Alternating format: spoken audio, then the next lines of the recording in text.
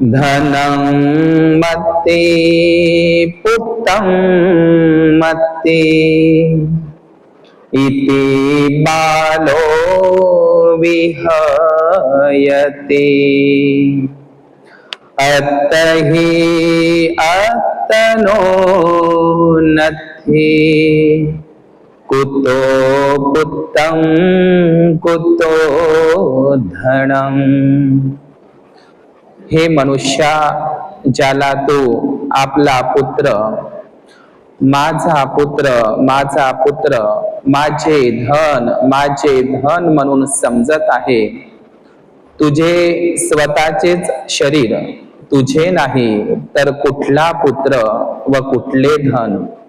या तथागत भगवान बुद्धांच्या या धम्मपदाची या धम्मगाथेनं विश्व शांतीदूत, विश्व वंदनीय महान कारुणिक अर्हत सम्यक संबुद्ध देवानंग पियदस्सी धम्मदायाद महान सम्राट अशोक मौर्य, बोधिसत्व विश्वरत्न परमपूज्य द सिम्बॉल ऑफ नॉलेज, जग बदलणारा बाप माणूस डॉक्टर बाबासाहेब आंबेडकर या तीनही महामानवांना तिवार अभिवादन पंचांग प्रणाम करून उपस्थित सर्व श्रद्धाशील संपन्न बौद्ध उपासक तसेच उपासिका यांच्या प्रती मंगलाची कामना करतो। तसेच नोबेल ट्रूथ या यूट्यूब चॅनलचे सर्व दर्शक उपासक उपासिका यांच्या प्रती सुद्धा मंगलाची कामना करतो।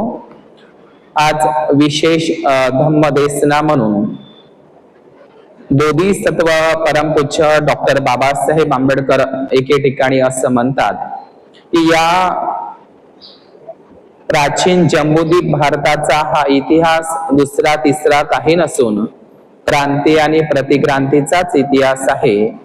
श्रमावर जगणारी, शरीरासोबतच आपल्या मनालाही श्रम देणारी श्रमण संस्कृती आणि ऐत खाऊ दुसऱ्याच्या श्रमावर जगणारी ब्राह्मण संस्कृती, श्रमण संस्कृती आणि ब्राह्मण संस्कृतीचाच इतिहास या भारताला लाभलेला आहे। आणि या भारताची, या प्राचीन जम्बूद्वीप भारताची जी जगमान्य विश्वमान्य संस्कृती म्हणजे ही बौद्ध धम्म संस्कृती, जिला जगामध्ये तोड नाही। डॉक्टर बाबासाहेब आंबेडकर असं म्हणतात की जो समाज इतिहास विसरतो तो समाज इतिहास निर्माण करू शकत नाही। डॉक्टर बाबासाहेब आंबेडकर एके ठिकाणी असं म्हणतात की एखाद्या देशाला जर गुलाम करावयाचे असेल तर सर्वप्रथम त्या देशाची किंवा त्या समाजाची संस्कृती हिसकावून घ्या, म्हणजे तो देश किंवा तो समाज आपोआपच गुलाम होत असतो। आणि या प्राचीन जम्बूद्वीप भारताचा इतिहास हा बौद्ध इतिहास, धम्म इतिहास आहे। आज विशेष धम्मदेसना म्हणून महाकोसल जनपदामध्ये म्हणजे तथागत सम्यक संबुद्धांच्या प्राचीन जम्बूद्वीप भारतामध्ये 16 प्रकारची महाजन पद होती आणि ती 16 प्रकारच्या महाजन पदामध्ये महाकोसल जनपद होतं आणि जे विस्तृत महाकोसल जनपद होतं। या महाकोसल जनपदामध्ये आजचं छत्तीसगड सुद्धा येत होतं आणि म्हणून त्याला दक्षिण कोसल म्हणतात छत्तीसगडला, जो कांतार प्रदेशापर्यंत बस्तर जिल्ह्यामध्ये छत्तीसगड पर्यंत येत होतं। तर असा या महाकोसल जनपदाचा राजा जो धम्म राजा होता, ज्यांनी बुद्धाच्या धम्माला म्हणजे बुद्धाच्या समकाळामध्येच राजा प्रसेनजितांनी बुद्ध धम्माला राजाश्रय दिला होता। या महाकोसल राजा प्रसेनजित किंवा पालीमध्ये पसेनदी यांची सत्ता या महाकोसल जनपदामध्ये होती। आणि या महाकोसल जनपदाची म्हणजे प्राचीन बुद्धाच्या वेळी या प्राचीन जम्बूद्वीप भारताची जी राजधानी होती, एक व्यापारी केंद्र आणि एक दळणवळणाचं केंद्र आणि मोठ्या प्रमाणात बुद्ध धम्माचा प्रचार आणि प्रसाराचं केंद्र, ज्या ठिकाणी तथागत सम्यक संबुद्धांनी आपल्या आयुष्यातील 25 वर्षावास एकट्या श्रावस्तीच्या जेतवनारामामध्ये केलेली होती। आणि ती श्रावस्ती, जिला पालीमध्ये सावत्ती म्हणतात, तर त्या ठिकाणी भगवान बुद्धांचं वर्षावास 25 वर्षावास झाले।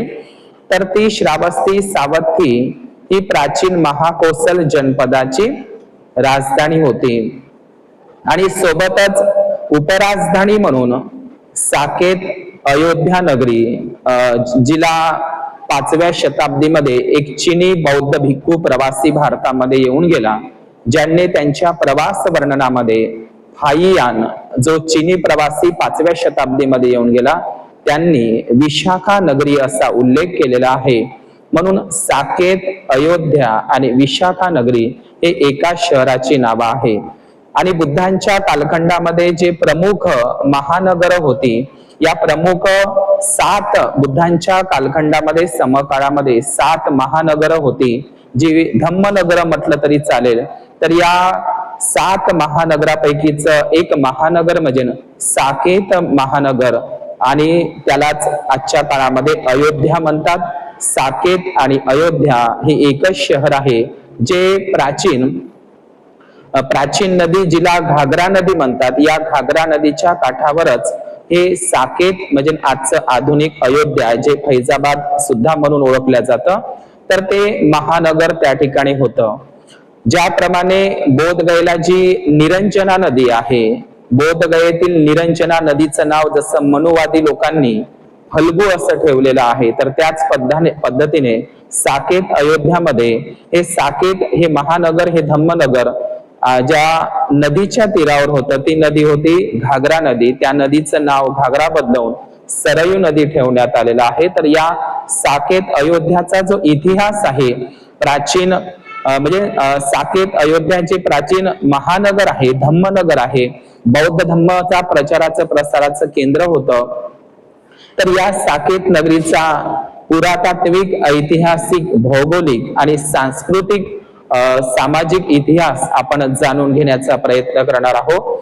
तर हे साकेत, या साकेत नगरामध्येच आपल्याला माहित आहे की जे तथागत सम्यक संबुद्धांना शाक्य मुनी म्हणतात.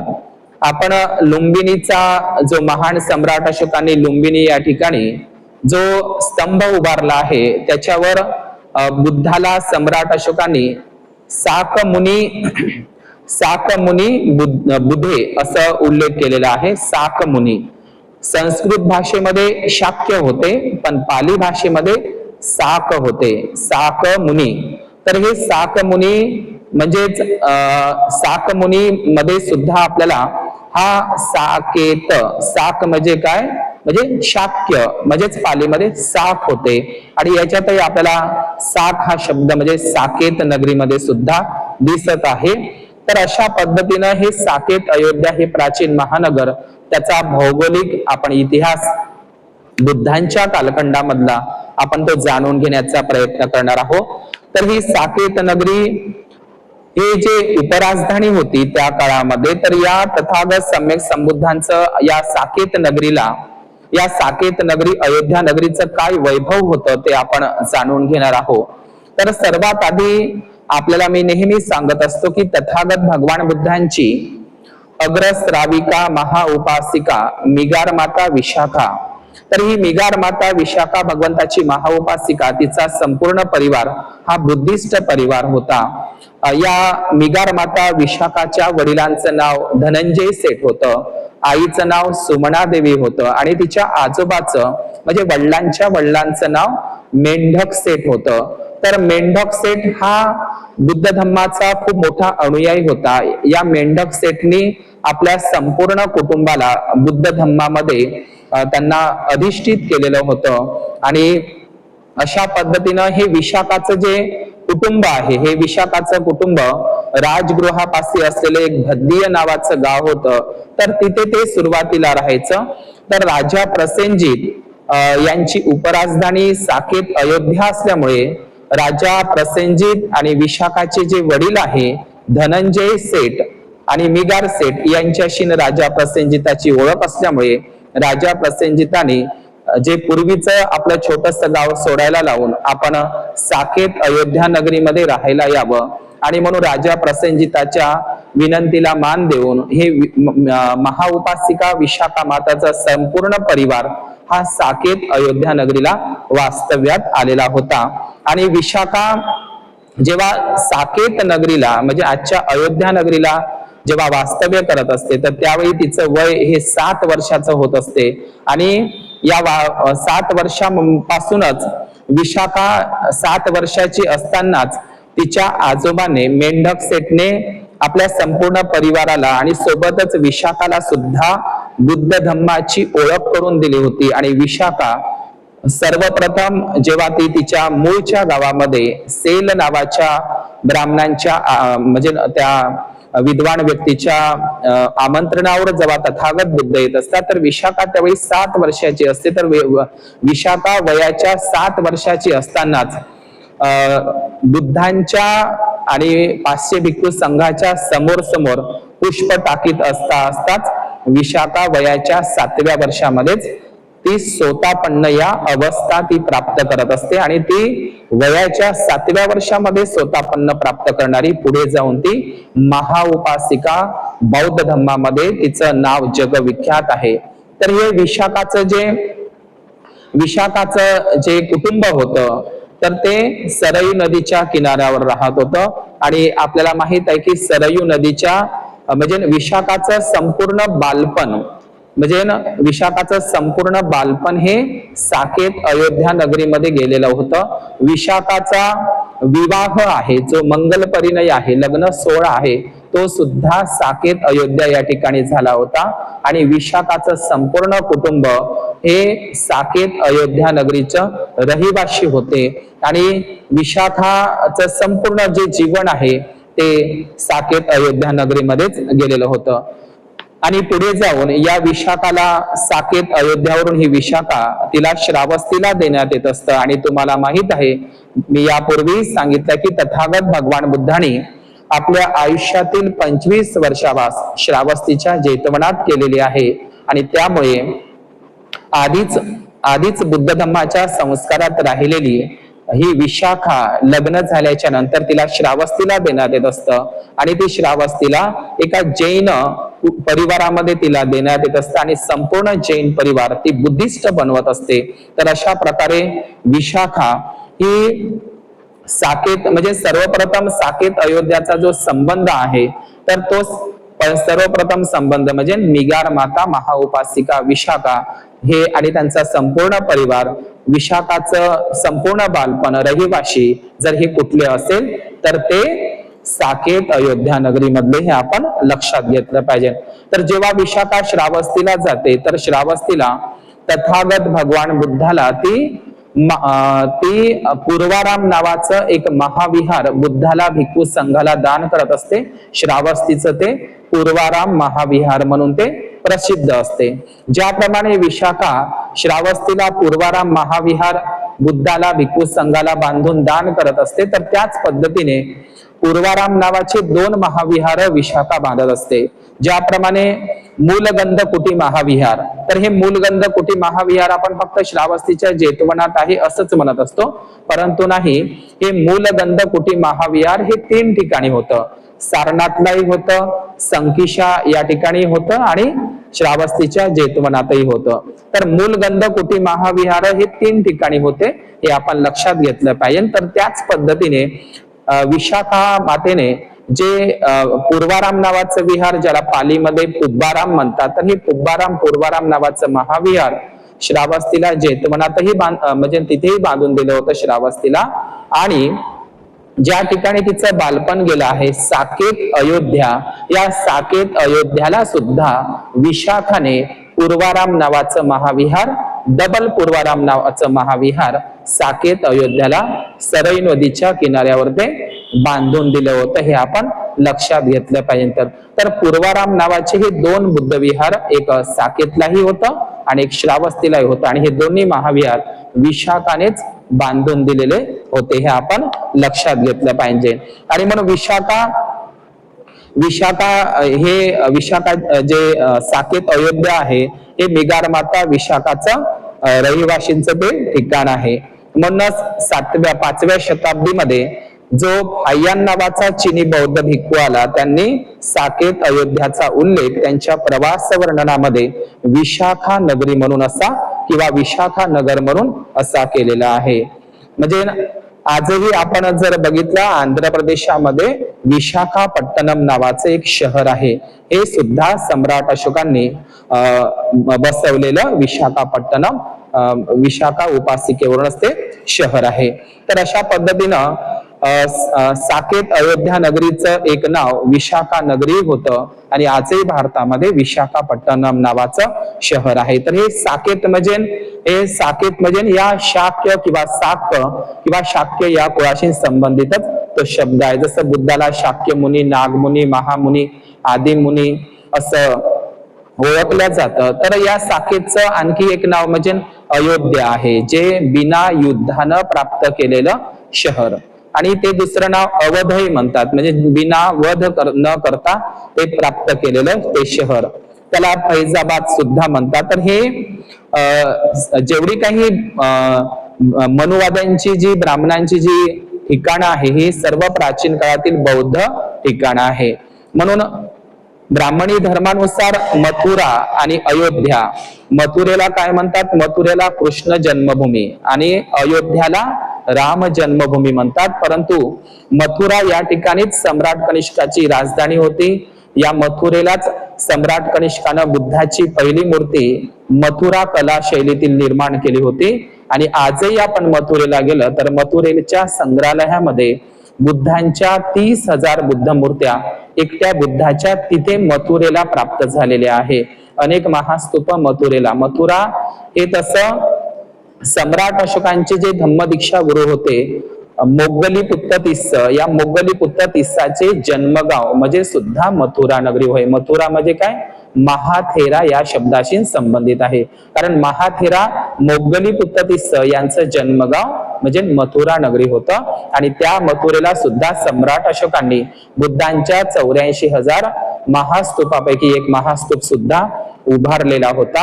आणि अशा प्रकारे मथुरा या ठिकाणी सुद्धा तथागत भगवान बुद्धांनी आपल्या 45 वर्षावासापैकीचा एक वर्षावास मथुरा या ठिकाणी वेरंजा या परिसरामध्ये, म्हणजे मथुरामध्ये आपण वेरंज सुत्त वाचलं तर वेरंज नावाचा एक व्यक्ती बुद्धाला वर्षावासासाठी आमंत्रित करतो. म्हणजे बुद्धाचा एक वर्षावास मथुरा वेरंजा या ठिकाणी झालेला होता. हे आपण बौद्ध साहित्यामध्ये वेरंज सुत्तामध्ये ऐकत असतो. तर मथुरा ही नगरी कृष्णाची नसून ती बुद्धांचीच नगरी आहे.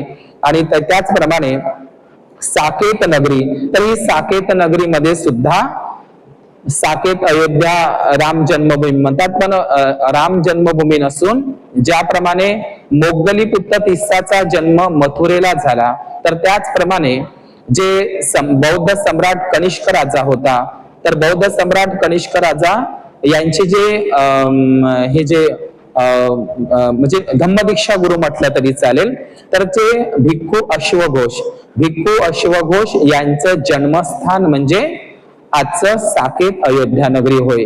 आणि मोग्गलीपुत्त तिस्स यांचं जन्मस्थान म्हणजे आजचे मथुरा होय. लक्षात घ्या. म्हणजे या दोनही ज्या महान भिक्खूंचा म्हणजे अश्वघोष भिक्खूंचा जन्म साकेत अयोध्याला झाला आणि मोग्गलीपुत्त तिस्सांचा जन्म हा म्हणजे मथुरेला झाला. तर हे सम्राट अशोकाचे गुरु आणि सम्राट कनिष्काचे गुरु यांच्याशी संबंधित हे साकेत अयोध्या आणि मथुरा शहर आहे. तर अशा पद्धतीनं आपण लक्षात घेऊया की त्यानंतर साकेत अयोध्याचा कुणाचा संबंध आहे बुद्धाच्या काळामध्ये. तर आपल्याला माहित आहे ज्याप्रमाणे भगवान बुद्धांची महाउपासिका विशाखा होती, त्याचप्रमाणे तथागत भगवान बुद्धांचा महाउपासक सुदत्त अनाथ पिंडक होता. आणि या सुदत्त अनाथ पिंडकाला 3 मुली होत्या.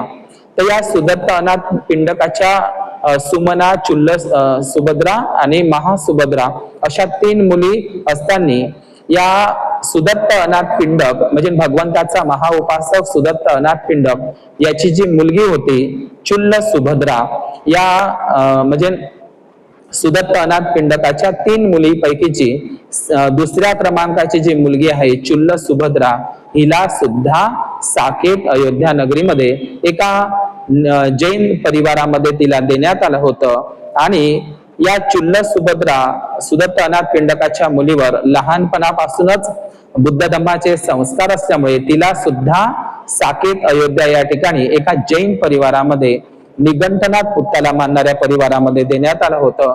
परंतु सुदत्तानाथ पिंडकाच्या मुलीने चुल्ल सुभद्राने आपल्या पतीला, जो जैन धर्माला मानणारा होता आणि परिवाराला बुद्ध धम्माची दीक्षा दिली, पूर्ण परिवाराला, जैन परिवाराला विशाखाप्रमाणेच बुद्धिस्ट बनवलं होतं.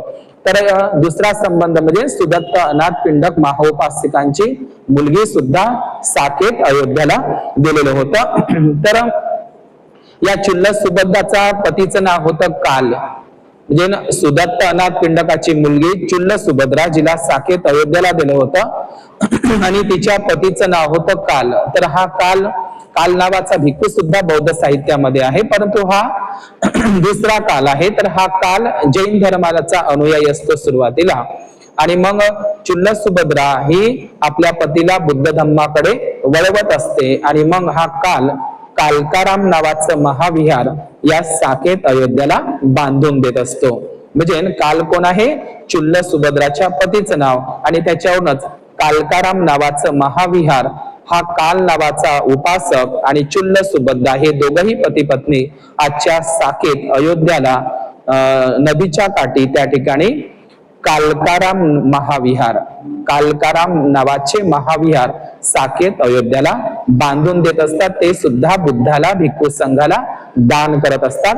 तर दुसरं विहार म्हणजे विशाखाने जे महाविहार बांधून दिलं होतं साकेत अयोध्याला, ते म्हणजे पूर्वाराम होतं. पूर्वाराम म्हणजे काय?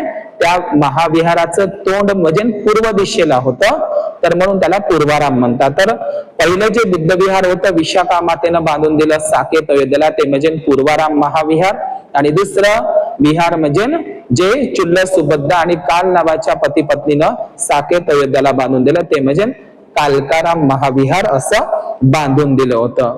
मला असं वाटतं जे नाशिकला काळाराम मंदिर आहे, ज्याला हिंदीमध्ये कालाराम म्हणतात, तर कालाराम आणि कालकाराम हे शब्द तुम्हाला सारखेच वाटते. म्हणजे कालकाराम म्हणजे राम म्हणजे काय? तर ज्या ठिकाणी भिक्खू संघ आराम करतो त्या संघारामालाच म्हणजे ते विहाराशीनं संबंधित ते कालकाराम महाविहार अयोध्या साकेतला बांधून दिलं होतं. हे आपण बौद्ध साहित्यामध्ये ऐकत आहे. आणखी तिसरं महत्व या साकेत अयोध्याला म्हणजे या साकेत अयोध्या नगरीमध्ये अंजन नावाचा एक श्रेष्ठी राहत होता. अंजन नावाचा श्रेष्ठी, आणि तो सुरुवातीला बुद्धाचा उपासक होता, आणि नंतर हा अंजन श्रेष्ठी सुद्धा भिक्खू हा अंजन श्रेष्ठी सुद्धा भिक्खू बनत असतो. आणि तो अंजनवनीय, आपण थेर गाथा जर वाचली तर अंजनवनीय नावाचा भिक्खू जो साकेत अयोध्याचाच होता. सुरुवातीला तो श्रेष्ठी होता, काही दिवस तो बुद्धाचा उपासक बनून राहिला, आणि नंतर तो भिक्खू बनला. तो अंजनवनीय भिक्खू या नावाने थेर गाथामध्ये उल्लेख येत होता. तो सुद्धा साकेत नगरीचा होता.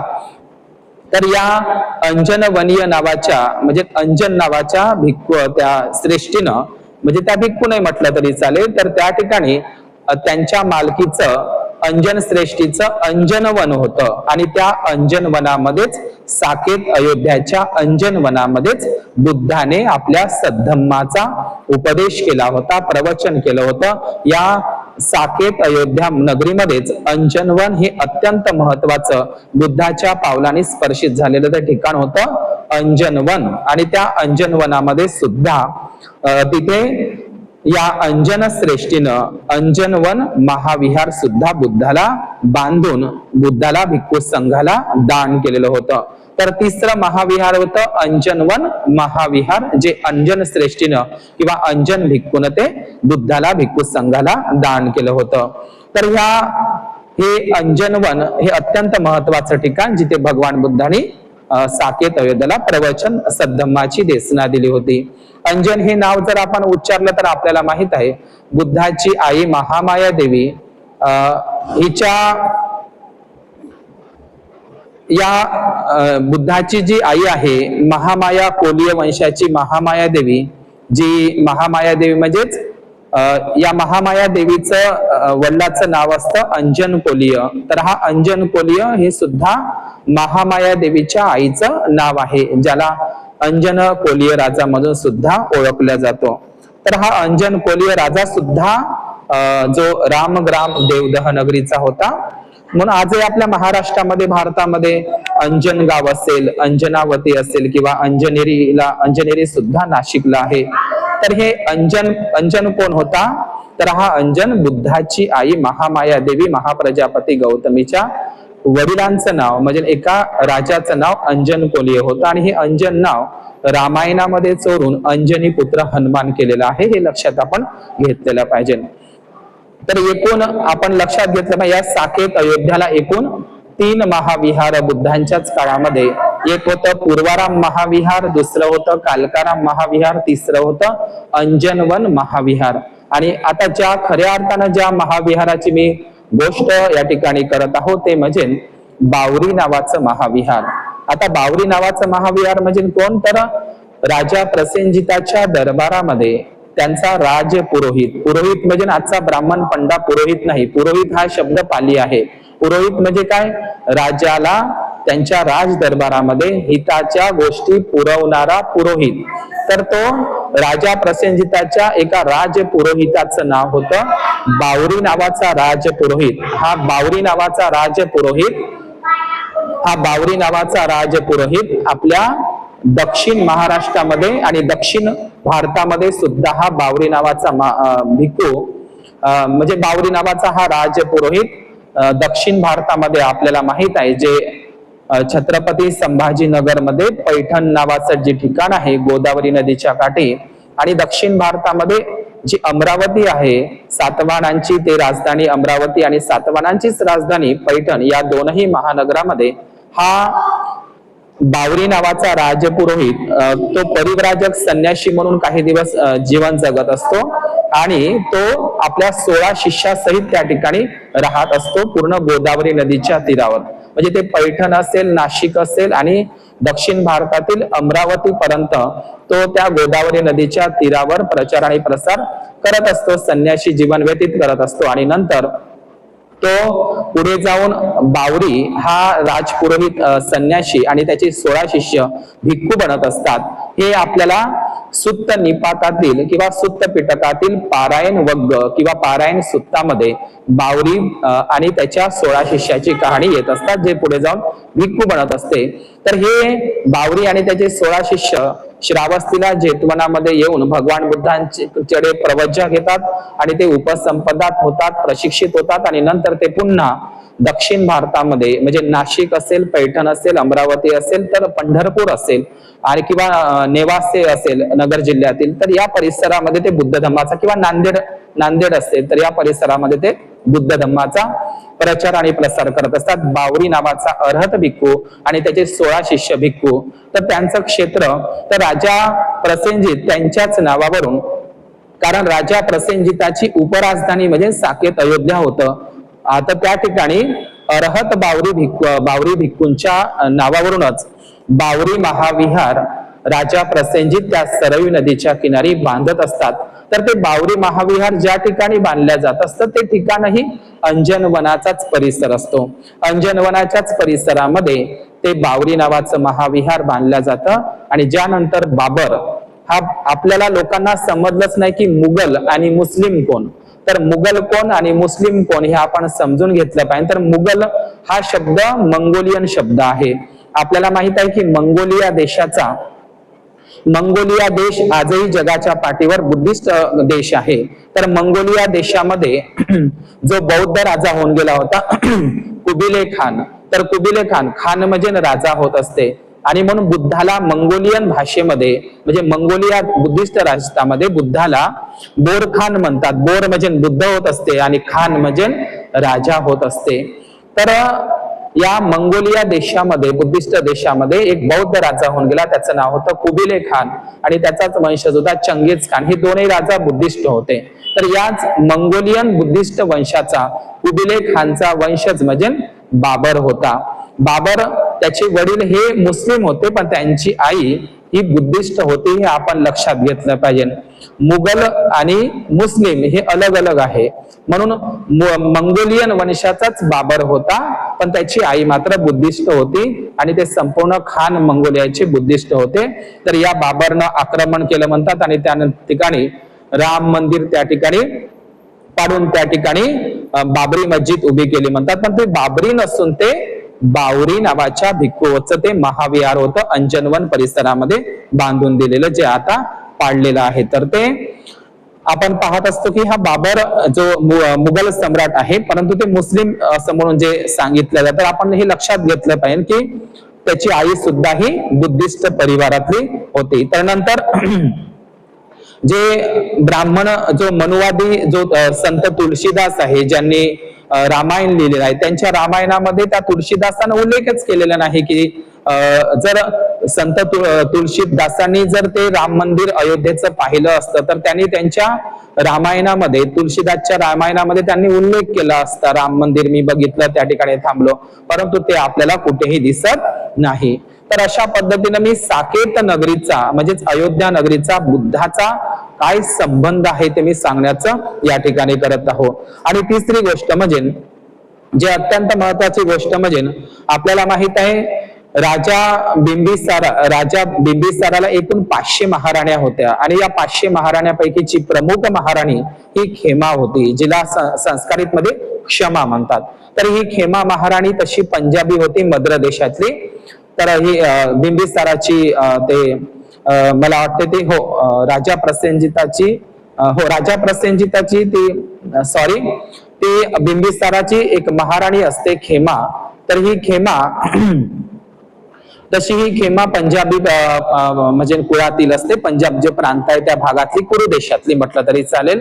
तर ही खेमा जेव्हा रूपगर्विता असते आणि ती पुढे जाऊन भिक्खुणी बनत असते. खेमा आपल्याला माहित आहे भगवान बुद्धांचे जसे अग्र भिक्खू आहे सारीपुत्ता आणि महामोगलायन, तशाच भगवान बुद्धांच्या अग्र भिक्खुणी आहे ती म्हणजे एक अग्र भिक्खुणी म्हणजे खेमा आणि उत्पलवन्ना. तर भगवान बुद्धांच्या थेरी गाथामध्ये भगवान बुद्धांच्या ज्या अग्र भिक्खुणी म्हणून प्रचलित आहे ती म्हणजे एक उत्पलवन्ना आणि दुसरी म्हणजे महाप्रज्ञावती खेमा. तर ही महाप्रज्ञावती खेमा आणि उत्पलवन्ना भिक्खुणी अशा दोनही त्या तथागत भगवान बुद्धांच्या अग्र भिक्खुणी म्हणून थेरी गाथामध्ये त्यांचं वर्णन आहे. तर ही खेमा भिक्खुणी झाल्याच्या नंतर बुद्ध धम्माचा प्रचार आणि प्रसाराकरिता ही खेमा सुद्धा ही साकेत अयोध्या नगरीमध्ये एक दिवस जात असते. आणि आपण बुद्ध आणि त्याच्या धम्मग्रंथामध्ये जर बघितलं तर ही खेमा महाराणी, ही खेमा जी भिक्खुणी आहे भगवान बुद्धांची अग्र भिक्खुणी, तर ही खेमा ज्यावेळी साकेत अयोध्या या परिसरामध्ये बुद्ध धम्माचा प्रचार आणि प्रसार करायला जात असतात, आपण ही कहाणी बुद्ध आणि त्यांच्या धम्मग्रंथामध्ये सुद्धा वाचत असतो की त्यावेळी त्या साकेत परिसरामध्ये स्वतः श्रावस्तीचा राजा प्रसेनजित त्या साकेत अयोध्या नगरीमध्ये तो त्या ठिकाणी गेला असताना राजा प्रसेनजिताची इच्छा होत असते की आपण तो त्याच्या सैनिकाला असा सांगतो की कोणीतरी श्रमण ब्राह्मण असेल परिसरामध्ये साकेत अयोध्याच्या, तर आपण धम्म चर्चा करायला किंवा धम्म ऐकण्यासाठी आतुर आहोत. तर त्यावेळी त्याचा सेवक म्हणत असतो की हे राजा, या परिसरामध्ये कोणीही श्रमण ब्राह्मण नाही, परंतु भगवान बुद्धांची अग्र भिक्खुणी खेमा भिक्खुणी आहे. तर ही खेमा भिक्खुणी आणि राजा प्रसेनजित त्या ठिकाणी जे संवाद करत असतात तर ते खेमा सुत्त याच्यामध्ये ते उल्लेखित आहे. तर राजा प्रसेनजिताच्या म्हणजे राजा प्रसेनजित आणि खेमाची जी डिबेट होत असते, चर्चा होत असते, तर ती सुद्धा साकेत अयोध्या नगरीमध्ये ते खेमा सुत्त म्हणून सुत्त पिटकामध्ये प्रचलित आहे. तर ह्या खेमा सुत्ताचा उपदेश सुद्धा साकेत अयोध्या नगरीमध्ये झालेला आहे. तर हे आपण लक्षात घेतलं पाहिजे. तर ते ठिकाण आहे तोरणवत्थू. हे तोरणवत्थू बुद्ध आणि त्याच्या धम्मग्रंथामध्ये साकेत अयोध्या नगरीतलंच हे तोरणवत्थू नावाचा परिसर आहे. तर या खेमा सुत्ताचा उपदेश सुद्धा साकेत अयोध्या नगरीला त्या काळामध्ये झालेला आहे. आणि ही महाप्रज्ञावती खेमा नावाची भिक्खुणी ज्याप्रमाणे बुद्ध जसं सांगत असतात त्याच पद्धतीने ती राजा प्रसेनजिताला प्रवचन करत असते, राजा आनंदित होत असतो. तर अशा पद्धतीनं या खेमा सुत्ताचा उपदेश, खेमा राणीनं जो आपला उपदेश आहे तो साकेत अयोध्या नगरीमध्ये राजा प्रसेनजिताला केलेला होता. त्याच पद्धतीनं भगवान बुद्धांनी आपल्या आयुष्यामध्ये ज्या साकेत अयोध्या नगरीमध्ये दारुखंड सुत्त असेल किंवा फेनू सुत्त असेल या सुत्ताचा उपदेश सुद्धा तथागत भगवान बुद्धांनी साकेत अयोध्या नगरीमध्ये केलेला होता. अशा पद्धतीनं भगवान बुद्धांचा म्हणजे दारुखंद सुत्त आणि फेणू सुत्त अशा दोन सुत्तांचा उपदेश तथागत भगवान बुद्धांनी अंजन वनामध्ये म्हणजेच त्या साकेत अयोध्या या नगरीमध्ये केलेला होता. तसंच भगवान बुद्धांचा एक साकेत सुत्त म्हणून सुद्धा प्रसिद्ध आहे. सुत्त पिटकामध्ये साकेत सुत्त, या साकेत सुत्तामध्ये उपदेश म्हणजे या साकेत सुत्ताचा उपदेश तथागत भगवान बुद्धांनी अंजनवन या ठिकाणी कालकाराम महाविहार किंवा मग बावरी महाविहार मध्ये केलेला होता.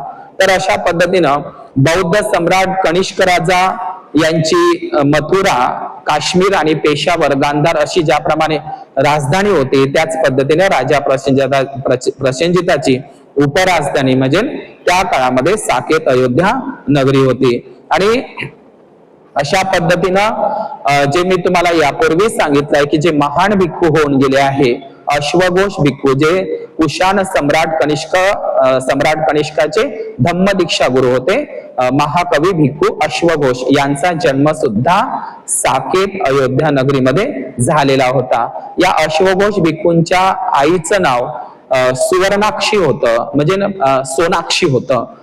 अश्वघोष भंतेजींच्या आईचं नाव सोनाक्षी होतं आणि त्यांची पूर्वाश्रमीची एक प्रेमिका होती प्रभा नावाची, आणि नंतर ते पुढे जाऊन भिक्खू बनत असतात. आपल्याला माहित आहे बुद्ध चरित्र असेल, सारीपुत्त प्रकरण असेल, सौंदरानंद असेल, वज्रसूची असेल, या बौद्ध ग्रंथांचं त्यांनी अश्वघोष भिक्खूंनी ते लिखाण केलेलं आहे. त्यांचं जे बौद्ध साहित्य आहे ते जगामध्ये प्रसिद्ध आहे. त्याचप्रमाणे जे योगाचाराचे जनक आहे, जे म्हणजे त्यांच्या म्हणजे आपण हे लक्षात घेतलं पाहिजे, ज्याप्रमाणे मोगली-पुत्त तिस्स जे सम्राट अशोकाचे गुरु आहे तर त्यांचं जन्मगाव म्हणजे मथुरा नगरी, तर त्याचप्रमाणे बौद्ध सम्राट कनिष्क यांचे धम्मदीक्षा गुरु भिक्खू अश्वघोष यांचं जन्मस्थान म्हणजे आजचं साकेत अयोध्या नगरी होय.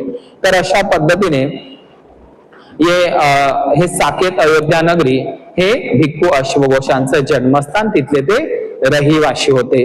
स्वतः सम्राट अशोकांनी साकेत अयोध्या नगरीमध्ये 200 फुटाचा महास्तूप म्हणजे भगवान बुद्धांच्या 84,000 महास्तूपांपैकीचा एक महास्तूप सम्राट अशोकांनी 200 फुटाचा महास्तूप त्या साकेत नगरीला बांधलेला होता.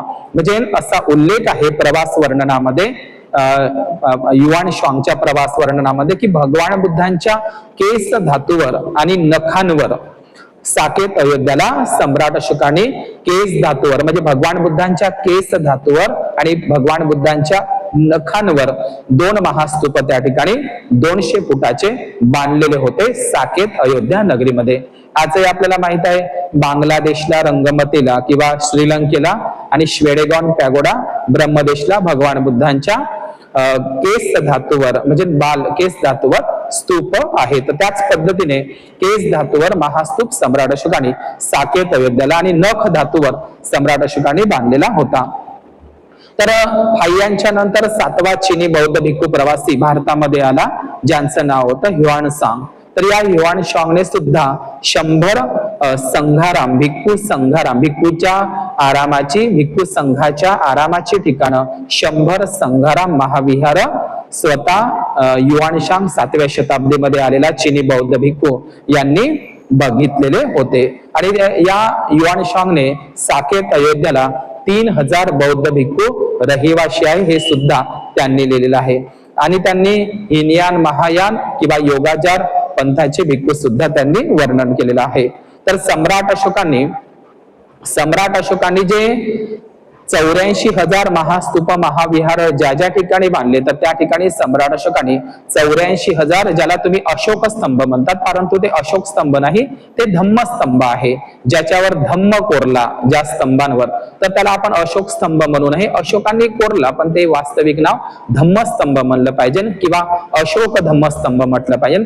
तर सम्राट अशोकाने जो धम्मस्तंभ कोरलेला होता साकेत अयोध्येला, आजही सरयू नदीच्या काठावर एक नागेश्वरनाथ नावाचं मंदिर आहे, जे शिवशंकराचं मंदिर आहे, नागेश्वरनाथ मंदिर अयोध्या साकेतला आहे. तर त्या ठिकाणी सम्राट अशोकाच्या स्तंभाला तोडून त्याचं शिवलिंग बनवलेलं आहे. तुम्ही मोबाईल मध्ये जर पाहिलं तर तुम्हाला माहित पडेल, अयोध्या नागेश्वरनाथ मंदिर. तर हे नागेश्वरनाथ मंदिर जे आता सध्याला साकेत अयोध्याला आहे शिव मंदिर म्हणून, तर त्या ठिकाणी सम्राट अशोकाच्या अशोक स्तंभाचं तोडफोड करून त्याचं शिवलिंग त्या ठिकाणी तुम्हाला आजही तुम्ही मोबाईल मध्ये पाहिलं, गुगल मध्ये सर्च करून तर ते तुम्हाला सापडेल. म्हणजे सम्राट अशोकाच्या अशोक धम्मस्तंभाचं शिवलिंगामध्ये रूपांतर करून त्या ठिकाणी ते पूजा केलेली आहे. दुसरी गोष्ट म्हणजे जे वसुबंधू नावाचे जे भिक्खू होते, ज्यांचं जन्मस्थान तसं पेशावर पाकिस्तान होतं, परंतु ते नंतर हे वसुबंधू नावाचे आणि त्यांचा एक बंधू होता असंग नावाचे भिक्खू, तर हे असंग आणि वसुबंधू भिक्खू सुद्धा काही काळ हे साकेत अयोध्याला राहिलेले होते. त्यांनी वास्तव्य केलं होतं, वर्षावास केलेला होता. वसुबंधूच्या आणि असंग भिक्खूंच्या वर्षावासाचं ठिकाण सुद्धा हे साकेत अयोध्या नगरी आहे आणि ते गुप्त काळामध्ये होऊन गेलेले भिक्खू आहे. आणि त्यावेळी गुप्त बौद्ध राजा बालादित्य नावाचा गुप्त बौद्ध सम्राट यांची सत्ता सुद्धा साकेत नगरीला होती. आणि गुप्त घराणं हे बुद्धिस्ट होतं. आज भारतामध्ये जेवढे काही गुप्त आडनावाचे लोक आहे हे गुप्त बौद्ध राजवंश होतं आणि गुप्त राजे हे संपूर्ण बुद्धिस्ट राजे होते, ते ब्राह्मण मनुवादी अजिबात नव्हते. तर त्याचप्रमाणे जे दिव्यावदान नावाचं जे एक नाटक आहे, या दिव्यावदान सुद्धा साकेत अयोध्याचं वर्णन आलेलं आहे. तर हे साकेत नगरी अत्यंत प्राचीन धम्मनगरी आहे, बुद्धाच्या जीवनाशी त्याचा संबंध आहे. अनेक जातक कथांमध्ये सुद्धा या साकेत अयोध्याचं वर्णन आहे. बोधिसत्व लोमश जातक कथा, बोधिसत्व लोमश किंवा लोमहंसिक जातक कथामध्ये सुद्धा साकेत नगराचा उल्लेख आहे. आणि त्याचप्रमाणे ज्यांनी दुसरी धम्मसंगीती वैशालीला वालुकाराम महाविहारामध्ये भरविली होती, ते वैशालीचे जे शिशुनाग वंशाचा राजा कालाअशोक यांची सत्ता सुद्धा, हा बुद्धिस्ट राजा कालाअशोक शिशुनाग वंशाचा, यांची सत्ता सुद्धा काही काळ साकेत अयोध्याला होती. मग ज्यावेळी सर अलेक्झांडर कनिंघम आले, या सर अलेक्झांडर कनिंघमच्या कालखंडामध्ये जे काही टेकाड होते, उंच उंच टेकड्या होत्या साकेत अयोध्याला, तर त्याचं खोदकाम सर अलेक्झांडर कनिंघम या व्यक्तीनं केलं. तर त्या ठिकाणी जे आजही मणी पर्वत, सुग्रीव पर्वत किंवा मग कुबेर पर्वत आणि शहाजुरन पर्वत, आजही हे 4 टेकड्या आजही साकेत अयोध्याला तशाच आहे, त्याचं उत्खनन थांबलेलं आहे. आजही या 4ही टेकड्यांचं जर थोडंफारच उत्खनन सर अलेक्झांडर कनिंघम यांनी केलेलं होतं, परंतु अजून त्यांचं जर आणखी उत्खनन केलं साकेत अयोध्याला, तर आजही त्या ठिकाणी बौद्ध स्तूप आणि अवशेष महावीरांचे अवशेष प्राप्त होऊ शकतात. म्हणजे जे आज साकेत अयोध्याला मणी पर्वत, सुग्रीव पर्वत, कुबेर पर्वत, शहाजुरन पर्वत, तर असे पर्वत जे सांगितले जातात आणि ते रामायणाशी संबंधित दाखवले जातात, परंतु ते बुद्ध धर्माशी संबंधित आहे. नंतर त्यांची नावं बदललेली आहे. तर हे बौद्ध स्तूप महाविहार त्या ठिकाणी असू शकतात. ते काम जाणीवपूर्वक मनुवादी लोकांनी रोखलेलं आहे. तर या साकेत अयोध्याला मौर्य राजांची सत्ता होती, कुशाण शक राजांची आणि वर्धन म्हणजे सम्राट हर्षवर्धन राजांची त्यांच्या साम्राज्य विस्तारामध्ये हा साकेत अयोध्या प्रांत येत होता.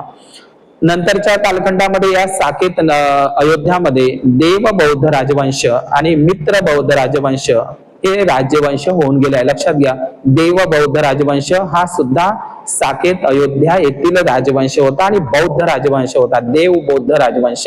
आणि दुसरा मित्र बौद्ध राजवंश हा सुद्धा साकेत अयोध्याचा एक बौद्ध राजवंश होऊन गेला, हे खूप कमी लोकांना माहित आहे. तर अशा प्रकारे हे दोनही राजवंश बुद्धिस्ट राजवंशांची सत्ता काही काळ साकेत अयोध्याला होते.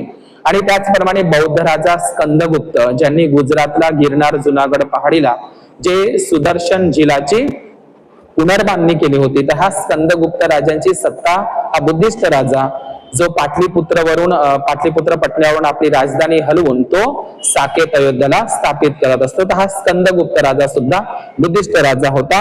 तर त्याचप्रमाणे अशा पद्धतीनं म्हणजे हा स्कंदगुप्त राजांचं म्हणजे आपल्या ज्या गुजरातमध्ये जे सुदर्शन झील आहे, तर ह्या सुदर्शन झीलची मरम्मत करण्याचं काम स्कंदगुप्त राजा करत असतो. तर अशा प्रकारे आज ज्या ठिकाणी राम मंदिर लांब लल्ला लांब राम मंदिर म्हणून सांगितलं जातं, आज जर आपण बघितलं तर 2026 मध्ये सोमनाथ मंदिर लुटलं गेलं आणि 2026 मध्ये राम मंदिर लुटलं गेलं. मला तर असं वाटतं जे मोहम्मद गजनीनं 17 वेळा मंदिर लुटलं गेलं म्हणतात, परंतु आज तर राम मंदिर 70 वेळा लुटलं गेलं. हे आपण किती मोठी गोष्ट आहे. म्हणजे ना राम मंदिर हे 2026 मध्ये लुटलं गेलं आणि 1026 मध्ये सोमनाथ मंदिर लुटलं गेलं, ते 17 वेळा. तर मला वाटतं ते मोहम्मद गजनी नसून या ब्राह्मण लोकांनीच ते सोमनाथ मंदिर लुटलेलं असावं. आजही 84,000 जे बुद्ध विहार आहे ते त्याच्यावर जबरन कब्जा करून त्याच्यातली चोरी करत आहे हजारो वर्षापासून. म्हणून महाबोधी महाविहार सोडायला तयार नाही. पंढरपूरच्या विठ्ठलाच्या मंदिरावर ब्राह्मण बडव्यांचा त्या ठिकाणी वास्तव्य आपल्याला दिसतं. आणि म्हणून हे लक्षात घेतलं पाहिजे की हे राम मंदिर ज्या ठिकाणी काल्पनिक राम आणि काल्पनिक रामायणाची कथा तशी जर पाहितो म्हटलं तर ती दशरथ जातक कथेवरूनच चोरलेली आहे. दशरथ जातक कथेवरूनच हे रामायण तयार करण्यात आलेलं आहे. अनेक कथा चोरलेल्या आहे रामायणामध्ये, जशी चित्तसंभूत जातक कथा ही रामायणामध्ये शंभुक वधामध्ये टाकलेली आहे. जशी महाकपी जातक कथा ही राम सेतूची जोडलेली आहे. तर अशा पद्धतीनं राम मंदिर काही तिथे होत नाही. राम हा काल्पनिक आहे आणि ते सुप्रीम कोर्टाने सुद्धा ठरवलेलं आहे. तर परंतु मात्र हे आस्थेच्या नावावर हे भारतामध्ये चालू आहे. जेव्हा चीनी प्रवासी बौद्ध भिक्खू चीनी प्रवासी युआन पहिल्यांदा फाय्यान आला, तर फाय्यांनी त्यांच्या प्रवास वर्णनामध्ये मी राम मंदिर पाहिलं बा, साकेत अयोध्या या ठिकाणी फाय्यान आला 5व्या शताब्दीमध्ये गुप्त काळामध्ये, तर त्यांनी आपल्या प्रवास वर्णनामध्ये लिहिलं की मी त्या ठिकाणी 200 फुटाचा महास्तूप पाहिला, महाविहार पाहिले, बौद्ध भिक्खू पाहिले, भिक्खू संघाराम पाहिले, पण त्या ठिकाणी मात्र मी राम मंदिर पाहिलं असं फाय्यानं लिहिलं असतं. जर त्यांनी राम मंदिर बांधलं असतं पाहिलं असतं तर त्या ठिकाणी राम मंदिराचा उल्लेख फाय्यांनी केला नाही. त्यानंतर 7व्या शताब्दीमध्ये युआन सांगाला त्यांनी त्या साकेत अयोध्याला राम मंदिर मी बघितलं बा, त्याचं वर्णन त्याच्या प्रवास वर्णनामध्ये लिहिलं नाही. त्यानंतर ईसिंग आला, तिसरा चीनी प्रवासी 7व्या-8व्या शताब्दीमध्ये, आणि त्यानंतर एक कोरियाचा भिक्खू आला हायचो, यांनी सुद्धा आपल्या प्रवास वर्णनामध्ये लिहून ठेवलं नाही की मी साकेत अयोध्याला भेट दिली तर त्या ठिकाणी मी राम मंदिर पाहिलेलं आहे किंवा राम जन्मभूमी म्हणून.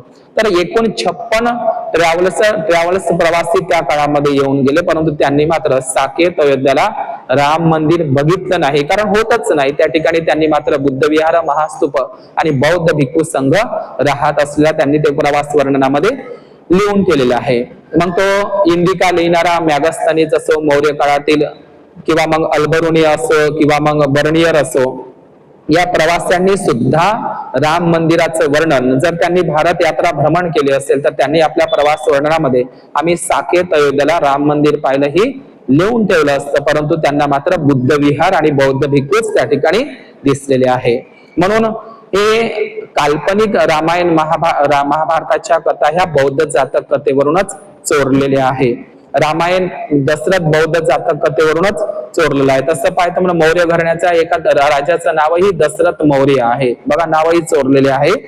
तर खऱ्या अर्थानं दशरथ जातक कथा जर पाहायची असेल तर आपल्याला भरवूस साचीच्या स्तूपावर आपल्याला पाहायला मिळते, पेंटिंग मध्ये किंवा शिल्पकलेमध्ये. तर अशा पद्धतीने या दशरथ बौद्ध जातक कथेची नक्कल म्हणजे रामायण होय, घत जातक कथेची नक्कल म्हणजे आजची महाभारत भगवद्गीता, साम कुमार जातक कथेची नक्कल म्हणजे श्रावण बाळाची कहाणी, वेसंतर जातक कथाची नक्कल म्हणजे आजचं सत्यवादी हरिश्चंद्र राजाची कथा, उच्चंग जातक कथा म्हणजे सत्यवान सावित्रीची महाभारतातली कथा. त्या सगळ्या जातक कथेवरूनच त्यांनी हे केलेलं आहे.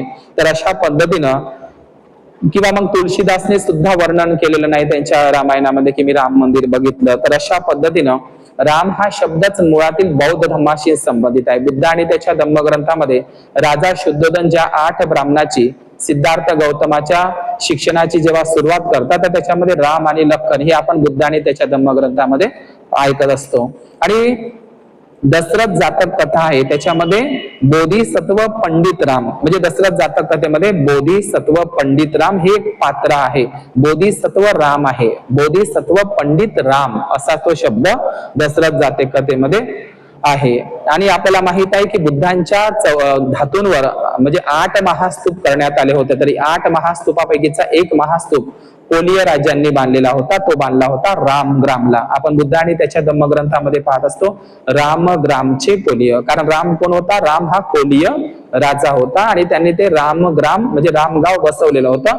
रामग्रामला सुद्धा बुद्धांचा महास्तूप कोलीय नागराजांनी बांधलेला होता. हे आपण बुद्ध आणि धम्मामध्ये पाहतो रामग्रामचे कोलीय. तर राम नावाचा कोलीय राजा सुद्धा होऊन गेला, म्हणून त्याच्यावर ते रामग्राम चे कोलीय असं म्हटलं जातं. तर राम हा राजा कोलीय राजा होता, हे लक्षात घ्यायचं आहे. राम लखन, आता लखन शब्द म्हणजे काय? तर भगवान बुद्धाने सारनाथला लखन सूक्ताचा उपदेश केला. लखन म्हणजे काय? तर लक्षण, पालीमध्ये लखन म्हणतात. तर हे लखन शब्द सुद्धा चोरलेला आहे. आपण कुशीनगरला ज्या भगवान बुद्धालाच महापरिनिर्वाण झालं, भगवान बुद्धाला जाळण्यात आलं ज्या कुशीनगरला, तर त्या स्तूपाचं नाव रामाभारा स्तूप म्हणतात. त्याला रामाभारा स्तूप, ज्या कुशीनगरला आपण मुकुटबंधन चैत्य म्हणून म्हणतो, तर ते रामाभारा स्तूप म्हणूनच ओळखलं जातं. तर हे संघाराम काय आहे? राम हा शब्द पाली बुद्धिस्ट शब्द आहे. भीम हा शब्द सुद्धा महाभारतातला 5 पांडवातला नाही. भीम हा शब्द जातक कथेतला आहे, भीमसेन जातक कथेतला भीम शब्द आहे. आणि राम शब्द हा दशरथ जातक कथेमधला राम बोधिसत्व राम आहे. हे सगळी चोरी झालेली आहे. तर संघाराम म्हणजे काय? संघाराम, ज्या ठिकाणी बुद्धाचा भिक्खू संघ किंवा भिक्खुणी संघ आराम करतो. संघाच्या आरामाची, वर्षावासाची, वास्तव्याची, थांबण्याची, तिथे त्या ठिकाणी प्रशिक्षित होण्याची किंवा मग ते प्रवज्या भूमी म्हणून सुद्धा संघाराम ठिकाणं होती. बुद्ध विहारासोबतच महास्तूपासोबतच सम्राट अशोकाने 84,000 भिक्खूंचे संघाराम सुद्धा बांधलेले होते. आजही आपल्याला बौद्ध लेण्यांमध्ये सुद्धा लेण्या वेगळ्या दिसतात आणि संघाराम वेगवेगळे आपल्याला पाहायला मिळतात. हे संघाराम म्हणजे भिक्खूच्या संघाच्या आरामाची, वर्षावासाची ठिकाणं म्हणजे संघाराम होय. तर हे संघाराम भिक्खू संघाच्या त्या विहाराशी संबंधित आहे. तर जे संघाराम असेल, जनकाराम असेल, जेतवनाराम असेल आणि कालकाराम असेल, तर हे आपण पाहत असतो. संघाराम म्हणजे काय? मी तुम्हाला आताच सांगितलंय. तर जेतवनाराम कुठं होतं? जेतवनाराम हे कुठं होतं? श्रावस्तीला. कालकाराम कुठं होतं? कालकाराम हे साकेत अयोध्याला होतं. आणि जनकाराम कुठं होतं? हे सुद्धा श्रावस्तीच्या जेतवनामध्ये आहे. जनकाराम म्हणजे राजा प्रसेनजिताचा तो राजमहाल होता, तो बुद्धाला भिक्खू संघाला प्रजेला म्हणजे जनाला तो दान केला होता, म्हणून त्याचं नाव जनकाराम आहे. ते कुठे आहे? श्रावस्तीला. त्याचे अवशेष पाहायला मिळेल. आणि बद्रिकाराम हे स्थळ कुठं होतं? जे कौशांबीच्या राजाने बांधून दिलं होतं श्रेष्ठीनं. बदरिकाराम हे कौशांबीला आज इथे तुम्हाला पाहायला मिळेल. प्राचीन बद्रिकाराम म्हणजे इथे राम शब्द आहे. म्हणजे संघाराम, जेतवनाराम, कालकाराम साकेत अयोध्येचं, जनकाराम, बद्रिकाराम, कौशांबी किंवा मग रामग्रामच्या लोकांनी कोलीय राजांनी स्तूप बांधून दिला होता. किंवा जे कुशीनगरचं रामाभारा स्तूप आहे, तर अशा पद्धतीनं श्रावस्तीचं हे राम शब्द तुम्हाला अनेक ठिकाणी दिसतात. ज्याप्रमाणे जेतवनाराम श्रावस्ती, कालकाराम साकेत अयोध्या, निग्रोधाराम कपिलवस्तू, पूर्वाराम श्रावस्ती आणि साकेत, ज्याप्रमाणे बद्रिकाराम कौशांबी, जनकाराम श्रावस्ती, घोषिताराम कौशांबी, कुकुट्टाराम कौशांबी, पावारिकाराम कौशांबी. ज्यानंतर सम्राट अशोकाने अशोकाराम महाविहार बांधलं होतं पाटलीपुत्र पटण्याला. या अशोकाराम महाविहारामध्ये 3री धम्मसंगीतीचं आयोजन केलं होतं. तर ते अशोकाराम किंवा मग 2री धम्मसंगीती जी वैशालीला झाली, तर ते वालुकाराम वैशालीचं, आणि गंगाराम नावाचं आजही श्रीलंकेला महाविहार आहे. किंवा मग धम्माराम असेल. तर हे संघाराम, राम हे भिक्खू संघाच्या संघारामावरूनच ते शब्द प्रचलित झालेले आहे. आजही आपल्या नागपूर जिल्ह्यामध्ये, नागपूर म्हणजे नाग लोकांच्या वस्तीचं ते ठिकाण आहे. तर नागपूरला रामटेक नावाचं ठिकाण आहे. तर ते रामटेक नसून भिक्खू संघा, टेक म्हणजे काय? तर टेक म्हणजे काय? टेकडी. तर रामटेक हे प्राचीन बौद्ध स्थळ आहे. तर ते सुद्धा भिक्खूच्या संघाच्या आरामाची टेकडी म्हणजे वास्तविक ते रामटेक नसून संघाराम टेकडी आहे. भिक्खू संघाराम टेकडी, तिथं टेक शब्द आहे. टेक म्हणजेच काय? तर टेकडी. तर रामटेक म्हणजे ते रामटेक नसून ते भिक्खू संघाराम टेकडी होती त्या काळामध्ये. त्या ठिकाणी ते संघाराम सुद्धा आजही आपल्या बौद्ध समाजामध्ये रामटेके नावाचे लोक आहे. रामटेके म्हणजे काय? तर जे संघारामशी संबंधित असले रामटेके आडनाव तुम्हाला बौद्ध धर्मामध्ये बौद्ध समाजामध्ये आजही आपल्याला दिसतात रामटेके. तर हे रामटेके म्हणजेच काय, तर भिक्खू संघाच्या टेकडीच्या परिसरामध्ये असलेले हे रामटेके. तर रामटेक हे वास्तव रामटेक नसून ते संघाराम टेकडी आहे, हे आपण लक्षात घेतलं पाहिजे. ताडोबाच्या जंगलामध्ये जे रामदिगी आहे वास्तविक पाहता ते संघाराम गिरी आहे. गिरी म्हणजे काय, तर पर्वत, ज्या गिरी पर्वतामध्ये संघ राहतो म्हणून त्याला संघाराम गिरी म्हणतात. आजही गुजरात, राजस्थान, आंध्र प्रदेशामध्ये रामतीर्थम नावाचा बौद्ध महास्तूप आहे. रामतीर्थम म्हणजे भिक्खू संघाश्रम. आणि संक्राराम नावाचं ठिकाण सुद्धा आंध्र प्रदेशामध्ये आहे. बौद्ध स्तूप सम्राट अशोकाने संक्राराम, परंतु ते संघारामच आहे. आणि आजही तामिळनाडूमध्ये रामेश्वरम नावाचं ठिकाण आहे. रामेश्वरम, तर रामेश्वरम हे श्रीलंकेचा एक बौद्ध राजा होता पराक्रम बाहू. या पराक्रम बाहू श्रीलंकेच्या बौद्ध राजांनी हे रामेश्वरम बुद्ध विहार बांधलेलं होतं. आज त्या ठिकाणी रामेश्वरम हे रामाने तिथं शिवलिंग वसवली होती म्हणून सांगतात, परंतु ते रामेश्वरम ठिकाण सुद्धा बुद्धिस्ट आहे. ते पराक्रम बाहू नावाच्या श्रीलंकेच्या बौद्ध राजांनी आणि चोल बौद्ध राजांनी सुद्धा योगदान दिलेलं होतं. रामेश्वरम हे बुद्धिस्ट प्लेस आहे, हे आपण लक्षात घेतलं पाहिजे. तर राम हा दशरथ जातक कथेमधला आहे, हे आपण लक्षात घेतलं पाहिजे. राम शब्द तुम्हाला बौद्ध लेण्यांमध्ये सुद्धा दिसतो. बौद्ध लेण्यांमध्ये खास करून तुम्ही नाशिकच्या ज्या त्रिरश्मी बौद्ध लेणी आहे गोदावरी नदीच्या किनारी, तर नाशिकला ज्या त्रिरश्मी बौद्ध लेणी आहे या त्रिरश्मी बौद्ध लेण्यांमध्ये सुद्धा राम या उपासकाचं नाव तिथं लेणीमध्ये कोरलेलं आहे. किंवा रामनाक आणि राम हे नाव सुद्धा कोरलेलं आहे. बुद्धाच्या काळामध्ये थेरगातामध्ये रामनेयक नावाच्या भिक्खूचं नाव सुद्धा आहे. तर राम हा शब्द बुद्धिस्ट शब्द आहे. त्रिरश्मी लेण्यांमध्ये राम आणि रामनाक असे शब्द आपल्याला दिसतात, ते उपासकांची नाव आहे. आणि एक औरंगाबाद जिल्ह्यामध्ये छत्रपती संभाजीनगरमध्ये घटोत्कच नावाची एक वाकाटक राजांनी बांधलेली बुद्ध लेणी आहे, घटोत्कच लेणी. त्या घटोत्कच लेणीमध्ये सुद्धा राम एका उपासकाचं नाव त्याचं ते अभिलेख त्या ठिकाणी लेणीमध्ये ते कोरलेलं आहे. तर नंतरच्या काळामध्ये प्रतिक्रांतीमध्ये जर व्यक्ती मरण पावला तर राम नाम सत्य है, राम नाम सत्य नाही. वास्तविक ते पाहता नाम रूप सत्य है, चार आर्य सत्य है आणि सर्व अनित्य है ये सत्य है, हे भगवान बुद्धांचं वाक्य आहे. तर नंतर ते राम नाम सत्य म्हणून प्रचलित झालेलं आहे. तर रामायण महाभारत भारत जे महाकाव्य आहे, काल्पनिक महाकाव्य, हे घराघरात जर पोहोचले असेल तर ते खऱ्या अर्थानं टेलिव्हिजनद्वारे. ज्यावेळी सुरुवातीला टेलिव्हिजन टीव्ही निघाले तर त्यावेळी ब्राह्मणवादी मनुवादी लोकांनी सुरुवातीलाच, ज्यावेळी टीव्ही नव्हत्या, लोकांच्या घरी गरीब लोक होते, अज्ञानी होते, अंधश्रद्धेत होते, शिक्षण नव्हतं, तर त्यावेळी सुरुवातीला जसा टीव्ही भारतात आला तर टीव्हीवर सुरुवातीला काल्पनिक रामायण महाभारत दाखवण्यात आलं आणि लोकांनी ते अज्ञानपणामुळे खरं मानून गेले. आणि तेव्हापासूनच रामायण महाभारत हे घराघरामध्ये राम आणि हा कृष्ण पोहोचलेला होता. त्याच्यामध्ये महत्वाची भूमिका हे ब्राह्मणांचं षडयंत्र होतं. रामानंद सागर सारख्या व्यक्तीनं हे रामायण महाभारत टीव्हीच्या माध्यमातून लोकांच्या डोक्यामध्ये ते भिनवलेलं होतं, रक्तामध्ये. तर ह्या रामायण महाभारताच्या कल्पना काल्पनिक आहे. रामास्वामी पेरियार असेल किंवा ललय सिंग यादव असेल यांनी सुप्रीम कोर्टामध्ये रामायण कसं काल्पनिक आहे, किंवा आपल्या जालना जिल्ह्यातले अंगुलीमाल भंते जे होते त्यांनी सुद्धा रामायण हे कसं काल्पनिक आहे यावर पुस्तिका लिहिलेली आहे. तर हे रामायण काल्पनिक आहे, रामाचा काही संबंध नाही. आणि अशा पद्धतीनं हे जे भगवान बुद्धांच्या कालखंडामध्ये आजचं जे आधुनिक जे आपण अयोध्येचं राम मंदिर जे बांधलेलं आहे, तर हे राम मंदिर जाणीवपूर्वक ब्राह्मणवादी मनुवादी लोकांनी कोरोना हा प्रचार करून, कोरोनाचा अपप्रचार करून, लोकांना कोरोनाची भीती दाखवून रात्रीला राम मंदिर उभं केलं. ते अंजनवनातील बावरी महाविहारांवरच ते उभं केलेलं आहे. तर हे आजचंही बघा, आजचंही जे राम मंदिर अयोध्येचं आधुनिक जे बांधलेलं आहे ना, ती सुद्धा सोमपुरी, बांगलादेशामध्ये सोमपुरी नावाचं बौद्ध विद्यापीठ आहे. तुम्ही मोबाईल मध्ये पहा, सोमपुरी नावाचं बौद्ध विद्यापीठ प्राचीन जे पाल बौद्ध राज्यांनी बांधलं होतं, जे आता सध्या बांगलादेशला गेलेलं आहे. सोमपुरी महाविहार किंवा विद्यापीठ म्हणून प्राचीन बौद्ध विद्यापीठ. तर या सोमपुरी बुद्ध महाविहार हे जे आहे हे नागर शैलीमध्ये आहे. या सोमपुरी महाविहाराचीच नक्कल म्हणजे आजचं आधुनिक जे अयोध्या राम मंदिर बांधलेलं आहे हे सोमपुरी महाविहाराचीच नक्कल आहे. जर तुम्ही पाहिलं तर ते नागर शैलीमध्ये आहे. नागर शैली हे नाग लोकांची शैली आहे.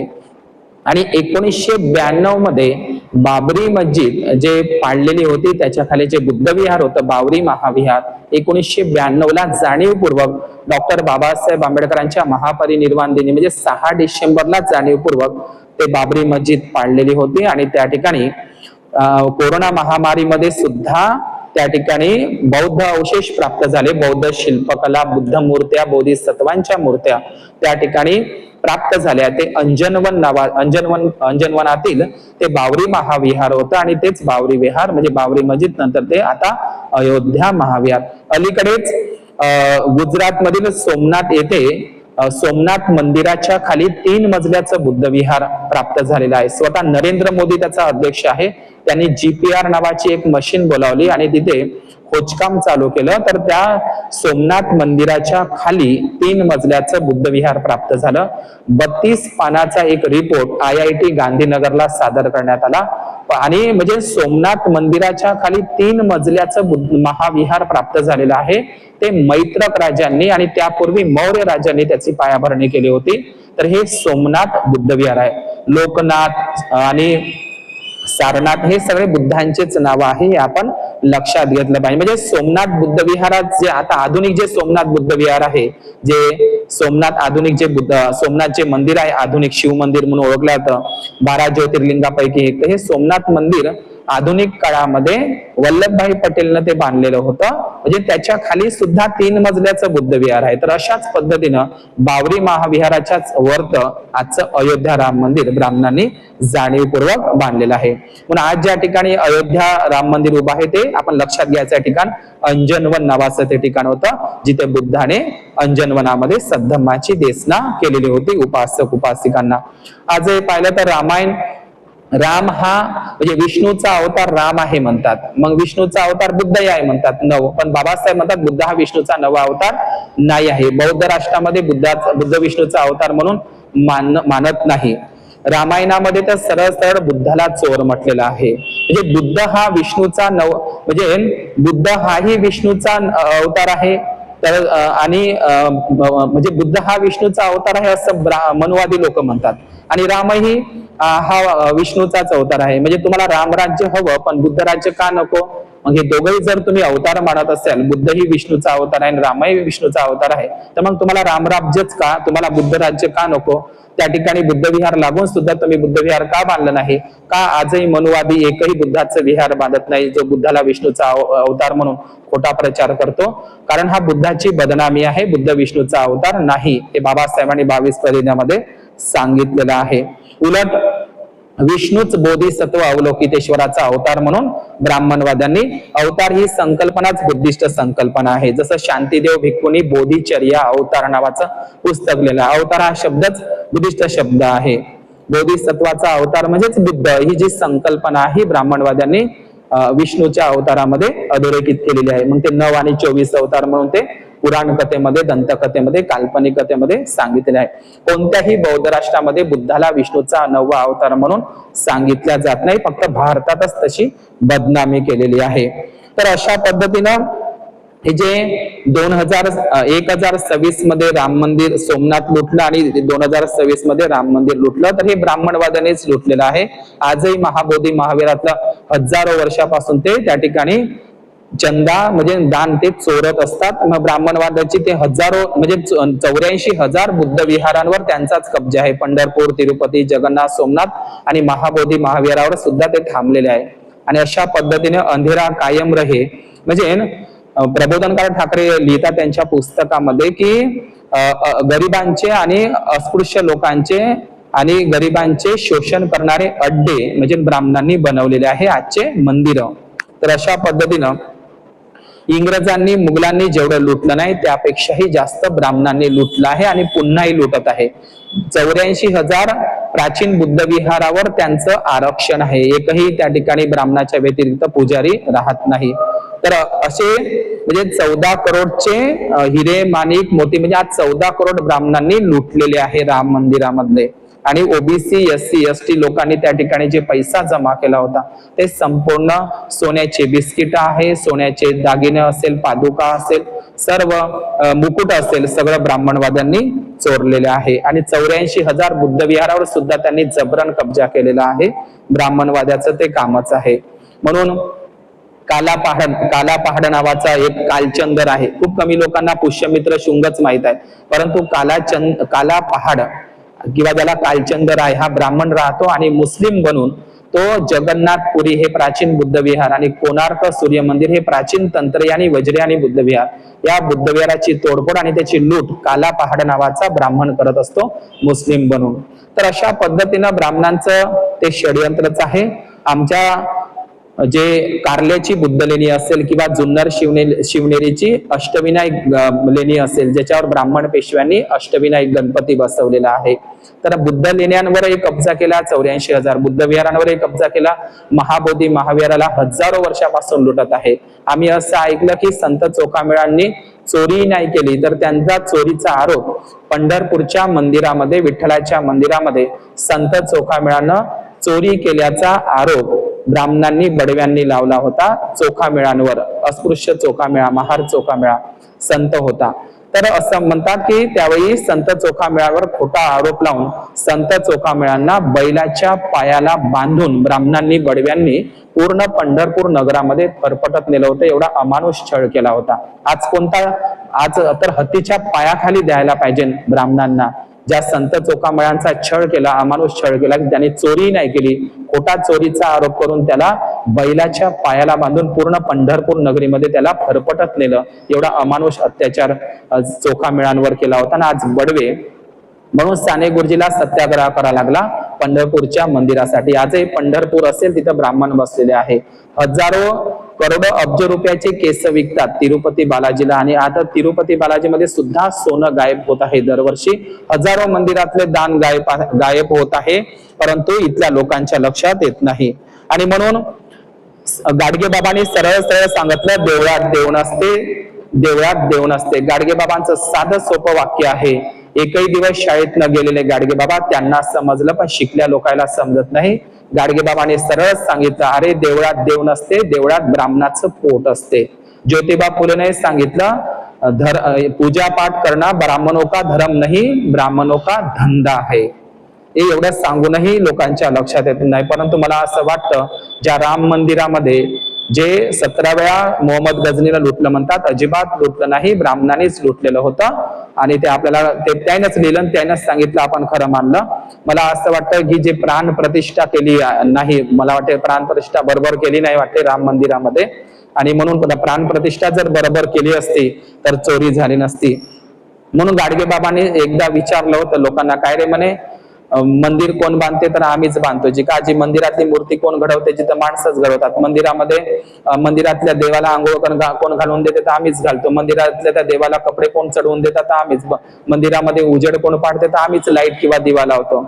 आणि मंदिरामध्ये देवासमोर ठेवलेला नैवेद्य त्याचं पुत्र कोण हाकलते, तर आम्हीच हाकलतो. अरे जो आपल्या स्वतःच्या नैवेद्यावरचं पुत्र हाकलू शकत नाही, स्वतःच्या मंदिरात उजेड पाडू शकत नाही, तर तो तुमचं काय हलकबारी करणार. एवढं गाडगे बाबांनी सांगितलं होतं. देवळात देव नसते, ब्राह्मणाचं पोट असते. परंतु लोकांच्या लक्षात येत नाही. आज राम मंदिरामध्ये जे चोरी झालेली आहे, हा डॉक्टर बाबासाहेब आंबेडकर म्हणतात की भारतामधले जेवढ्या काही चर्च आहे, मस्जिदी आहे, गुरुद्वारा आहे, बुद्ध विहार आहे आणि जेवढे काही मंदिर आहे, या मंदिरातली संपत्ती ही राष्ट्रीय संपत्ती म्हणून घोषित व्हावी आणि त्याचा उपयोग लोकांच्या अन्न, वस्त्र, निवारा आणि शेतकऱ्यांच्या शिक्षणावर ते खर्च व्हावा. कारण हे ब्राह्मणांचे अड्डे आहे, ब्राह्मणांचं आरक्षण आहे. म्हणून हे साकेत अयोध्या नगरी हे प्राचीन बौद्ध स्थळ आहे. आणि ज्या ठिकाणी आज अयोध्या राम मंदिर उभा आहे, जे सोमपुरी बुद्ध विहाराचीच नक्कल म्हणून बांधलेलं आहे नागर शैलीमध्ये, तर हे अंजनवन बावरी महाविहार हे प्राचीन काळातलं आहे. हे आपण लक्षात घेतलं पाहिजे. आज आमचे 84,000 बुद्ध विहार ब्राह्मणांच्या कब्जात आहे आणि त्याच्यावर ते चोरी करत आहे. त्यांचा चोरीचा धंदाच आहे. म्हणून हजारो वर्षापासून ते चोरी करत आहे. आज फक्त राम मंदिर लुटल्या गेलं तर आपल्याला माहित झालं, परंतु ते हजारो वर्षापासून लुटत आहे. त्याच्यावर त्यांचं आरक्षण आहे. EWS सुदामा कोटा आरक्षण घेऊन सुद्धा मंदिरातलं आरक्षण त्यांचं, ब्राह्मणांचं, मनुवाद्यांचं पुन्हाही कायम आहे. अंधेरा कायम रहे. SC ST OBC हे जे नागवंशी बुद्धिस्ट लोक आहे त्यांना अंधारात ठेवून, गुलामीत ठेवून मंदिर हे त्यांची शोषणाची अड्डे बनवलेली आहे ब्राह्मणांनी, आणि त्यांचं आरक्षण ते अबाधित ठेवत आहे. आणि म्हणून हे मंदिरातलं आरक्षण ते हटवलं पाहिजे, ज्याप्रमाणे ब्राह्मण बडवे पंढरपुरातले हटवले, आणि ज्याप्रमाणे संत चोखामेळ्याला खोटा आरोप ब्राह्मणांनी लावून त्यांना बैलाच्या पायाला बांधून फरफटत पंढरपुरा गावामध्ये फिरवलं होतं, असंच ब्राह्मणाला फिरवायला पाहिजे. त्यांना ती सजा आहे. अशा पद्धतीनं हे साकेत अयोध्या हे दुसरं तिसरं काही नसून अंजनवन बावरी महाविहार, म्हणजे त्या ठिकाणी विशाखाचे पूर्वाराम महाविहार होतं, कालकाराम महाविहार होतं, अंजनवन महाविहार होतं, बावरी महाविहार होतं. अशा पद्धतीचे महाविहार त्या ठिकाणी होते. 200 फुटाचा महास्तूप होता. 300 संघाराम होते, आणि काला अशोक नावाच्या राजाने सुद्धा त्या ठिकाणी बुद्धविहार बांधलं होतं. साकेत अयोध्येला बुद्धाच्या केस धातूवर आणि नख धातूवर ते महास्तूप सुद्धा बांधलेलं होतं. म्हणून साकेत अयोध्या हे प्राचीन बौद्ध नगरी होती, अंजनवन नगरी होती, विशाखा नगरी होती. ज्याप्रमाणे विशाखापट्टणम बुद्ध नगरी, त्याचप्रमाणे हे विशाखा म्हणजेच विशाखा नगरी म्हणजे साकेत अयोध्या होय.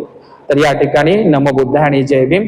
हा बुद्ध धम्मीय हा साकेत नगरीचा इतिहास इतरांपर्यंत पोहोचावा म्हणून हा व्हिडिओ जास्तीत जास्त लोकांना शेअर करा.